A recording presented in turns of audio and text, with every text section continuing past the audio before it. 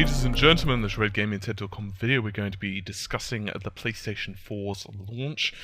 And indeed, Sony are saying that they are not expecting or planning a major loss to be occurred with the launch of the PS4. So what the heck does that mean? Well, I think this can be summed up with a couple of quotes. Let's go into this. Unlike the PS3, we are not planning a major loss to be incurred with the launch of the PS4. And that was said by Sony's CFO, Chief Financial Officer. And then at the time we would develop the PS3, we made a lot of in-house investments to develop the chip. The cell chip development of the chip saw the silicon processing all the facilities invested by ourselves. But this time, yes, we have a team working on chip development, but we already have existing technology to incorporate, and also product investment, and all the facilities will now be invested by our partners and other foundries, so we don't have to make the investment in-house.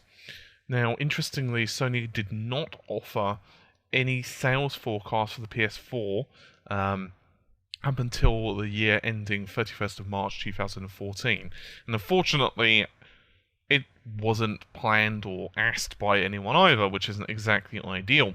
So let's get into this just for a second. Most of the time, as I've said to you numerous times in videos, companies either launch at a profit per system, for example, the original Wii, or they sell systems for a loss, a la the Xbox.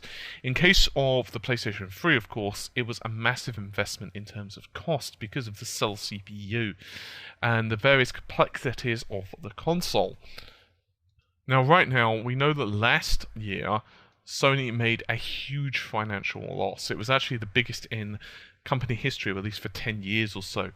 But now they have Cass Haray, who is, of course, is now in charge of the company, and he decided to streamline the organization. Now, he's done that by cutting some jobs, and by cutting jobs I mean thousands of jobs, and then he started to sell various offices, and those have been in Japan and America, plus a few other bits and pieces, including Sony's stakes in Dena, that's D-E-N-A, as well as MS Holdings.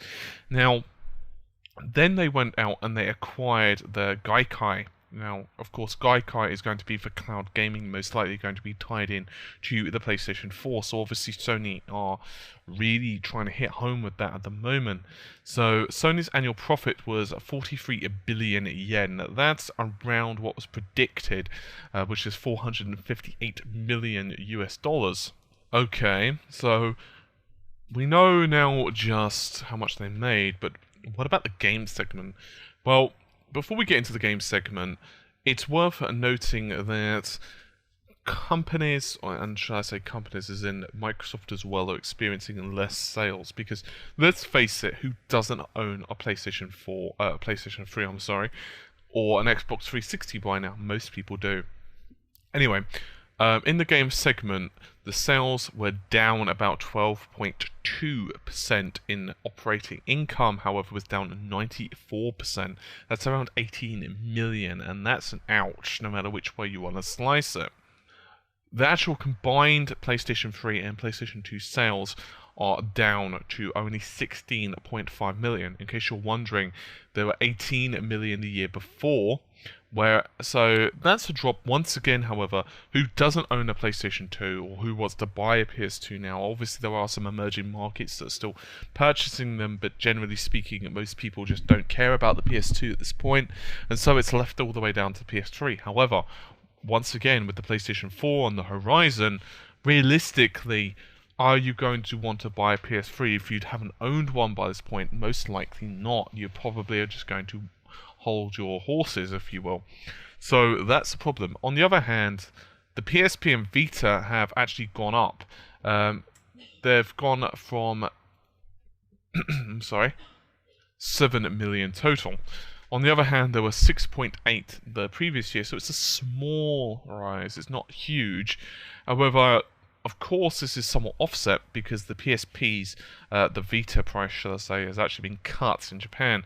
So if you think about it, it's kind of like, yeah, you've sold less, so you've sold more, but you're actually gaining less money per sale, so it kind of offsets itself. On the other hand, it's sometimes better just to have a larger install base. Now, obviously, sales are expected to increase significantly, and that's a quote, primarily due to the planned introduction of the PlayStation 4 in the fiscal year ending March 31st, 2014.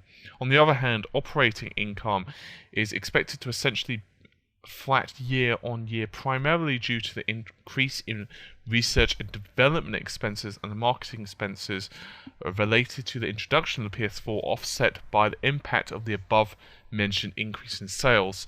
In case you're wondering what that means, I was to translate it, they're going to spend a hell of a lot more money to market the system and to actually research on how to develop for the system in both the APIs as well as for developers and so on. On the other hand, they're going to make a hell of a lot more money because, well, they're going to be selling a new console, and obviously it's most likely that's going to be selling like hotcakes, and that's absolutely fantastic. Sony are also expecting to sell around 11 million units of the PlayStation 3 in this financial year, which is not too shabby either.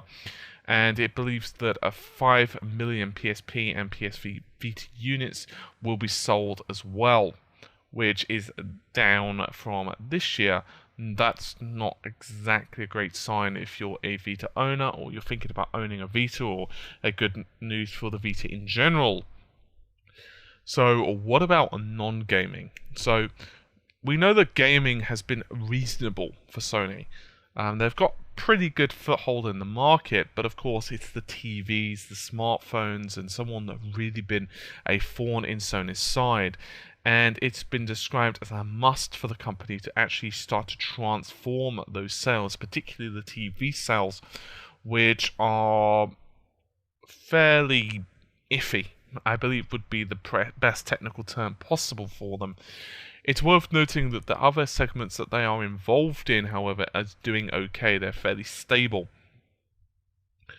So, what could you take from this? Well, there's many things you could take from this, as you generally can. However, as an overall, it's fairly positive news if you are a Sony fan, and even if you're not, it's pretty good news for Sony in general. It's becoming more profitable, and that's always a good thing, because obviously if you've got more profit, you can certainly produce much better products. Anyway, I think that's just about it for this particular video. Hopefully you found it somewhat informative, and I will see you soon. Take care, and bye for now.